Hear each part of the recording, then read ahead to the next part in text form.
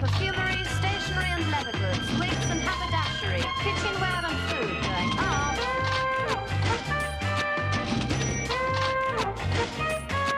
First floor, telephones, gents' ready-made suits, shirts, socks, ties, hats... Morning, ladies.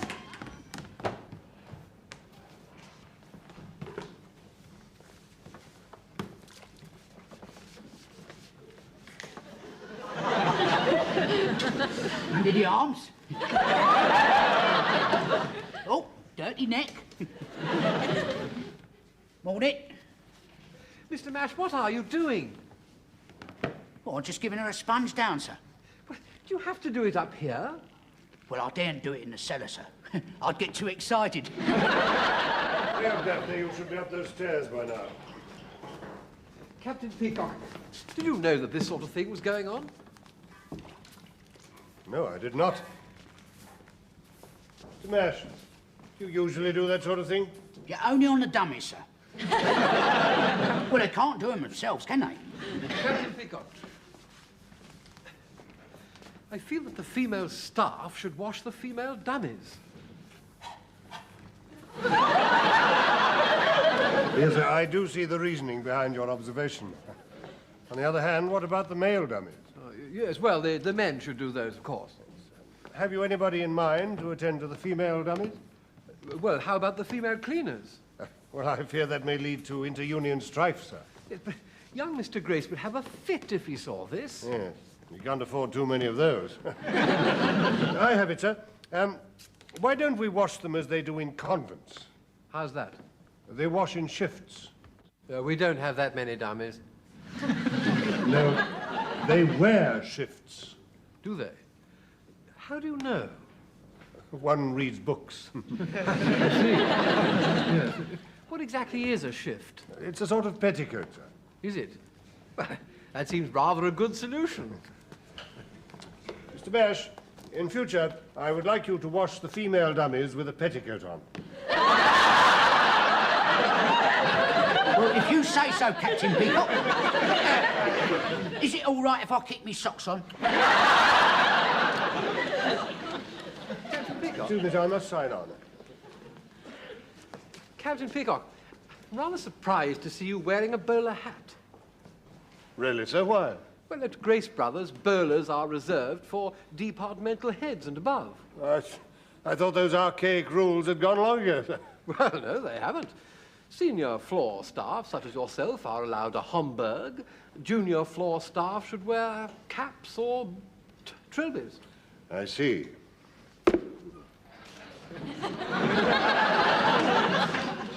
Morning, Captain Peacock.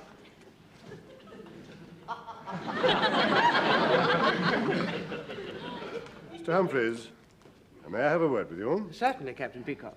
I don't think you ought to be wearing that hat. No, I thought a Homburg was rather me. At Grace Brothers, Homburgs are reserved for senior floor staff, such as myself and Mr. Granger. Oh, what a shame. I was going to see my solicitor, and they don't really go for a pork pie at Solomon and Finkelstein.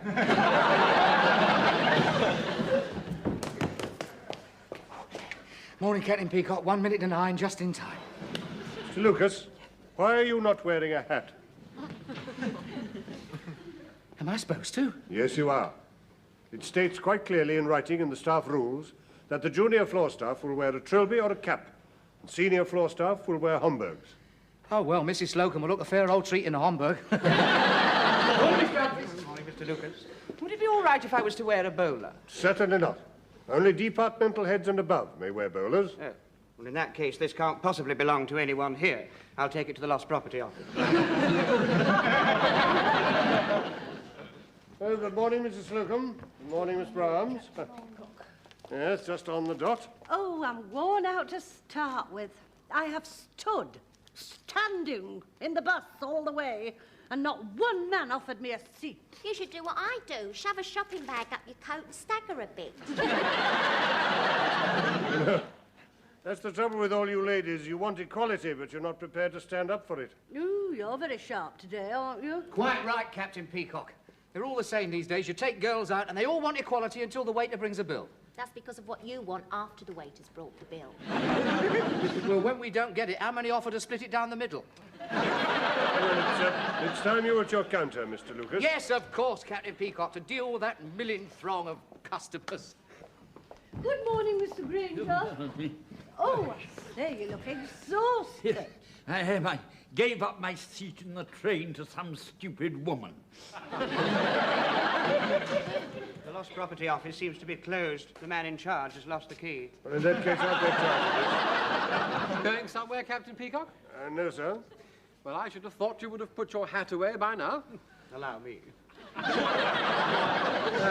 Is everyone here? Yes, sir. Well, while there are no customers, I'd like a quick word with the staff. Very well, sir. Will everybody gather round, please? Mr. Rumbold wants a quick word. Mrs. Slocum, Miss Brown. Oh, hang on. You should do that before you get here. She used to do it on the bus, but the lipstick kept shooting up her nose. Now, I have here the trade figures for last month, and I'm deeply concerned. Yeah, I read about those in the paper, Mr. Rumbold. Poor old England, hundreds of millions of quid in the red. You know, I'm referring to this department. We were over £600 down again last week. Now, why is this? Well, I know the answer to that. People aren't spending so much money. Yes, that could have something to do with it. Not even looking like they used to. I mean, there was a time when you'd go up to a customer and say, "Excuse me, sir, are you being served?" And they'd say, "No, just looking." Now they don't even come in. It's most frustrating, isn't it? Most frustrating. Trousers are at a complete standstill. You're lucky to get your tape up once a day.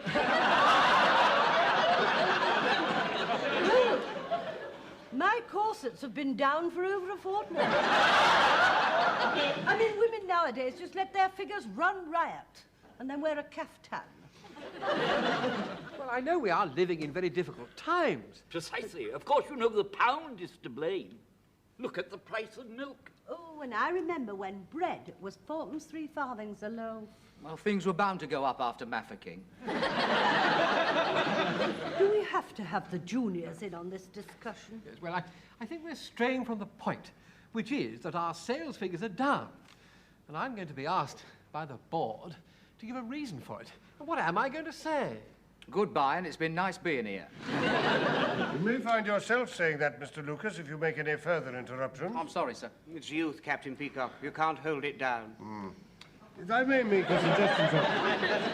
Why don't we take a leaf out of the government's book and have a think tank? A what? A think tank, where everybody throws in ideas. What, into the tank? No, Mrs. Slocum, there isn't actually a tank. Oh, you just think there is. No, well, perhaps I should explain that further. See, experts sit around, chew over a problem, and then bring up a solution. Well, when you put it like that, they could do with a tank. I think that's a surprisingly good suggestion, Captain Peacock. Are we agreed, then? We'll have a think tank. Oh, yes, It's a very good suggestion of Captain Peacock's, don't you think so, Oh, Mr. stroke of genius. You know, gin used to be 12 and 6 a bottle. Are we agreed? Yes, yes, it used to be 12 and 6. No. Are we agreed that we shall have a think tank? Oh, yes, yes. Right, well, Yeah. we'll meet this evening after the store closes. Oh, I can't stay behind. I'm being picked up outside the staff entrance. If I were you, I'd stand outside the front. You get a better class of person. I shan't be seeing you then, shall I? Well, I dare say we could manage without you, Miss Brahms. Well, I can't make it. I've got someone coming round to wash my hair. Oh, the little bit you've got, that shouldn't be a two-man job. Couldn't you phone him? What makes you all think it's a him? Matter of fact, it's the girl from the poodle parlour. She has a lovely cut and blow wave. Doesn't cost me a thing. All I've got to do is sit up and beg. Oh, very well, Mr. Humphreys. Well, if I'm not home on the stroke of 6, my pussy goes mad. It's hardly convenient for me, too. No? What excuse have you got, Peacock? I have to rush away and buy a hat. Well, Mr. Rumbold, it looks like you and Mr. Granger for the think tank, due to the fact that on Captain Peacock's instructions, I too have to go and buy a hat, as befits my menial and lowly position here. Well, I'm perfectly prepared to toss some ideas about and give you the benefit of my vast experience, Mr. Rumbold. Yes. Well, I think in the circumstances we'll cancel the think tank for tonight and convene it at a time when we can all get there. Let's say tomorrow morning at 8:30. 8:30? But that's half an hour before the store opens. Yes, you're quite right. It's not early enough. We'll make it 8. Good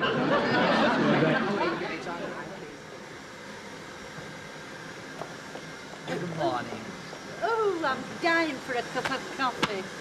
Oh, so am I. I want one to take my pill. You on the pill? Well, when Mr. Mash gets here, we'll send him to the canteen. Waiters, turn that confounded thing off for now. Yes, sir. I hope I haven't kept you all waiting. I just stopped at Beppo's to get a coffee. Good morning, ladies. Good morning, Good morning, sir. Good morning, Captain Peacock. I must say, I like the hat. Thank you, sir. For some reason, they seem to be much more expensive than bowlers. Hardly surprising, I suppose, since it seems that bowlers are mainly worn by private detectives and bailiffs. I'm dying for a cup of coffee. Can I just have a sip?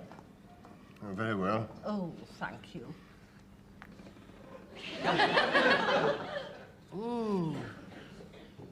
Oh, that's lovely. It's much better than the canteen muck. Taste that, Miss Brown. Oh, isn't it lovely and creamy? Could I just have a sip to wash down my pill? Thank you. It's my blood pressure, you know. Unless I take them regularly, I feel as though I'm going to blow up. Well, please take it now, Mr. Gray. Oh, it hasn't gone down.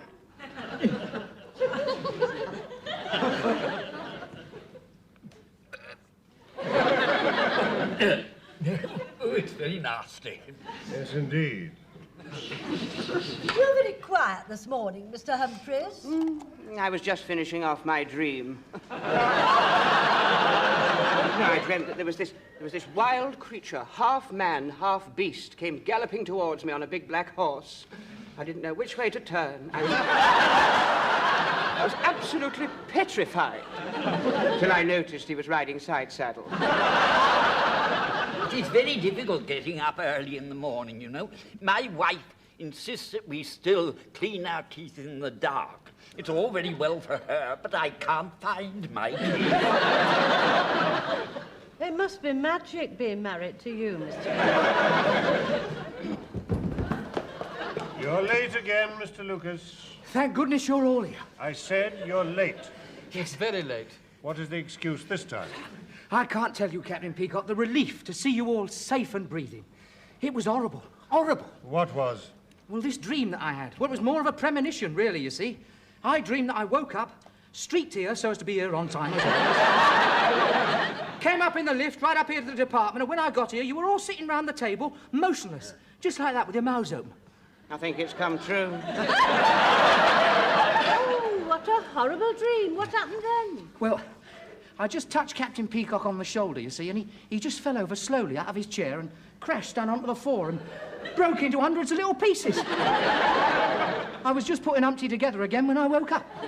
Why should that be an excuse for lateness? Well, I was having trouble with your head, you see, Captain Peacock. Every time I put it back on, you sort of just unbalanced and fell off your chair again. It's not all that big, really, either, is it? Sit down, Mr. Lucas.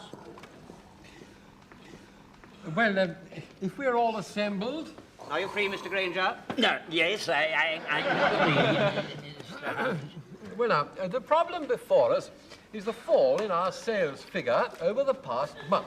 And we are going to rectify this. Well, you have all had further 12 hours to think over this problem, and I feel sure that you've all arrived at the meeting full of ideas and suggestions. I don't think that's such a good idea after all, Mr. Mash. Right, I think you should do that in the fitting room. I don't think you should do it anywhere. 8:20 in the morning, it's more than flesh and blood can stand. Yes, I think you'd better stop, Mash. Well, shall I powder her down, sir? Certainly not. Well, she's still got a wet... Never mind. Just leave the floor. Oh, all right, then. Marvellous, isn't it, eh? Only marvellous as you try and... I'll tell you what I will do. I'll take her to the staff changing room. We'll have a shower together. Better make it a cold one. No, actually, I think you'd better wait until the store's closed and then do it somewhere where no one can see you. Yeah? Creaky arm, sir. Needs a bit of oil. Well, as I was saying, how are we going to increase our figures? Now, let's run a few ideas up the mast and see who salutes them. Well, why don't we have a sale?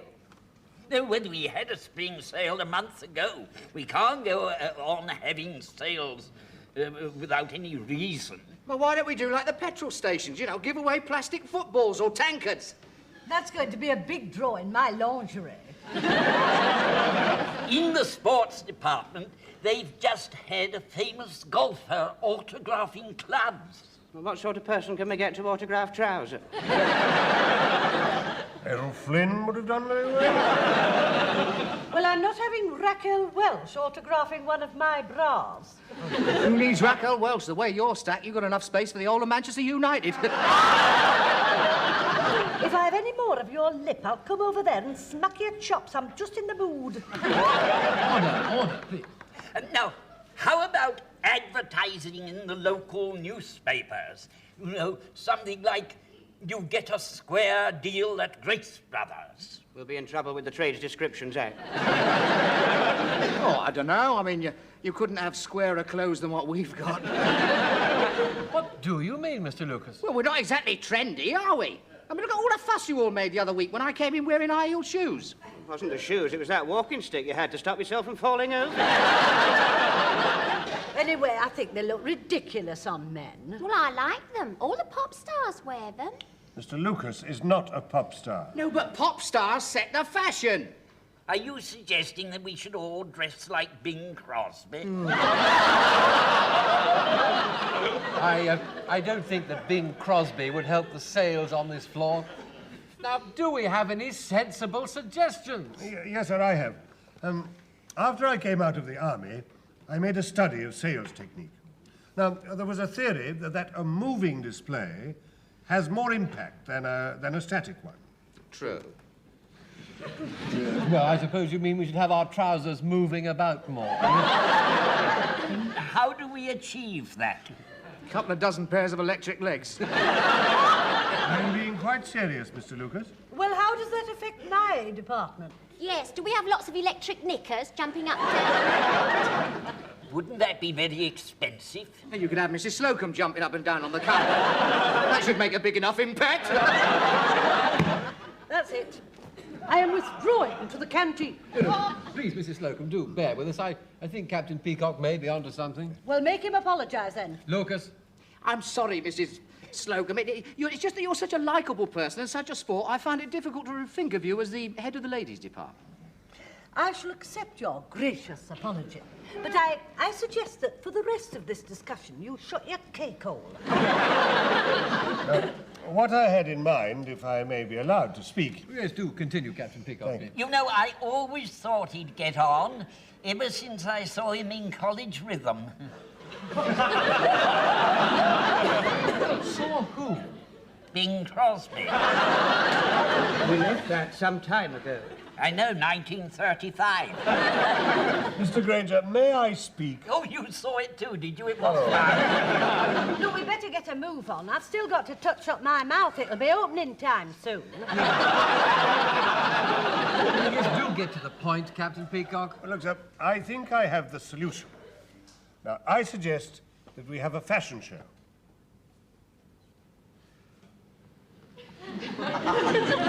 Well, he's run it up the mast. Who's going to salute it? I don't mean a fashion show in the accepted sense of the word. I mean where one shows off exotic creations. No, I mean a down-to-earth fashion show, where we demonstrate to the man in the street that we sell ordinary clothes that are well within the reach of his pocket. And what about the woman in the street? Unisex. I beg your pardon. I mean a show for both sexes. I don't think your idea for a men's fashion show would get us anywhere, but my idea for a unisex show seems very original. But I thought unisex meant men and women in the same clothes. It does. Does it? Perhaps I meant bisexual. No, I don't think you meant that, Mr. Rumbold. Perhaps we should call it a man and woman's fashion parade. Or better still, male and female modes on the move. Yes, that's it. I don't think your idea for a man and woman's fashion parade would have any appeal at all, but my idea for male and female modes on the move has fantastic appeal. Agreed? Oh, yes, Mr. Rumbold, yes. What a pity you couldn't have thought of something like that, Captain Peacock. It needs an executive mind to come up with something of that sort. One has a certain responsibility to produce ideas. Uneasy lies the head that wears the crown. Or indeed the bowler hat. All I have to do now is to approach young Mr. Grace and convince him that it's a good idea. That you've had. Yes. Well, you'll have to convince him that it's a very good idea before he forks out a couple of £100 for 6 mannequins. As much as that? It'd be cheaper to have electric trousers and Mrs. Slocum jumping up and down on the... I'm sorry, Mrs. Slocum. I'm sorry. I just got carried away. Yes, well, it's up to me now to get over the financial problem. If I run into any difficulties, we'll just have to have another session of the think tank. In which we think and it all goes into your tank. Well, the store's open. Places, everybody.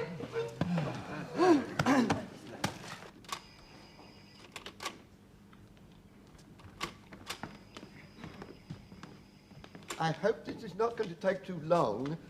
I'm supposed to be going to see Last Tango in Paris. I got the OK from my heart specialist this morning. No, Mr. Grace, you just sit there. Now, what you're going to see is the fashion show that I told you about. Did you? Oh, yes, I remember. Yes, male and female moods in the mauve. Modes on the move, the fashion show to help the falling figures. Oh, are we going to see girls in corsets? No, sales figures, Mr. Grace, and if you like it, then we'll have one. One what? The fashion show, sir. Oh, I thought we were having one. No, this is just a demonstration to show you what we have in mind. It's aimed at the man in the street and the woman in the street. You mean tarts? No, sir, just ordinary people. Are you ready with the microphone, Mr. Lucas? Ready when you are, Mr. Rumbold. Then carry on, Mr. Lucas. First, we have Bobby.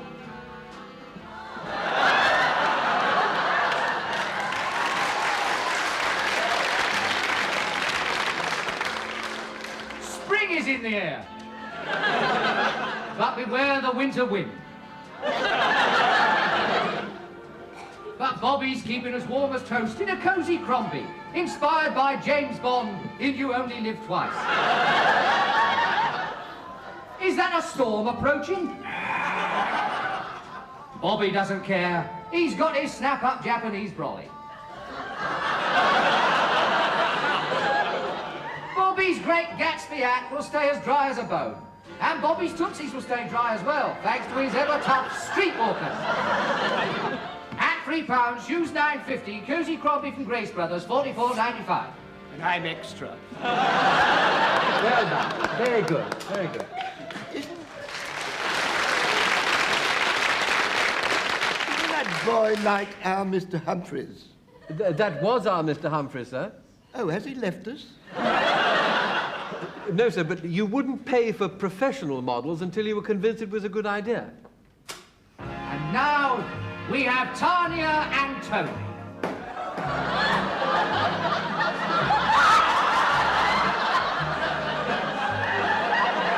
Home from the office and so to bed. Wait for me. Leap into bed in our snug as a bug Ranger's sleepwear. That's not Granger's wife, is it?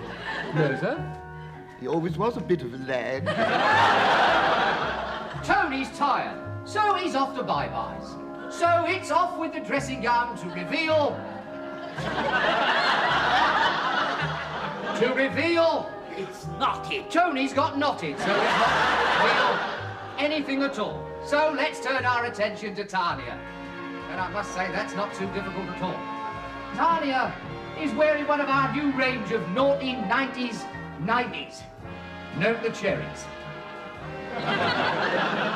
It's made for dream time, but if she wore it to a ball, who'd notice the difference? Well, I would for one. Mr. Lucas, I'm ready. Not now, Tony, not now. Oh, well, what shall I do? Go and snuff out Tanya's candle. And now, for something completely new. An evening creation as inspired by Susan Hampshire in the Pounces. As worn by Naomi.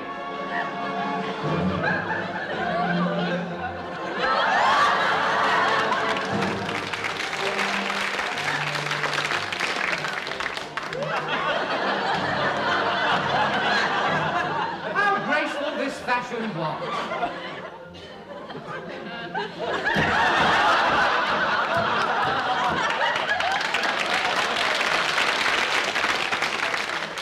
How lucky she had her parachute with her.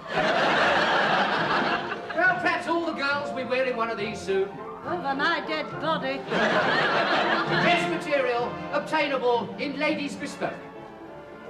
And so we say farewell to Naomi. And so we say farewell to Naomi. Talk. An echo from the elegance of yesteryear. Just one more to come, Mr. Grace. Well, I hope it'll be quick. I don't want to miss the Mickey Mouse. And now, showing us his city suit from our new Tycoon range, we have Rodney. Confident in his casual elegance, Rodney is ready for a board meeting with the captains of industry. There is ample fullness in the chairman's seat. Plenty of give in the arms for those transatlantic phone calls. Concealed pocket for the key to the executive loo. Red lining to gain sympathy during talks with the workers. Rodney's day's work done. There's no need to change his suit. It's formal enough for the board, but also trendy enough to call it that penthouse flat. For that society bird who is preparing to look her very best for the man in a Tycoon suit.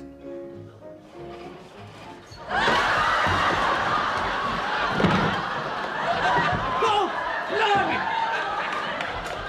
Ain't there no privacy anywhere? And now we see them all again in the grand finale.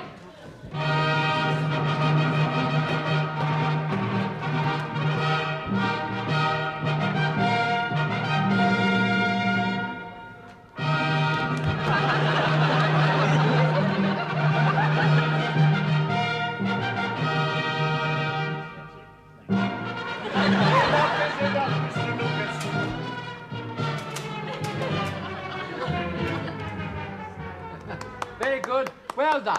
Well done. Well, sir, what did you think of that, Mr. Grace? Whose idea was the fashion parade? Mine, sir. Well, I think it's a rotten idea. Or was it mine?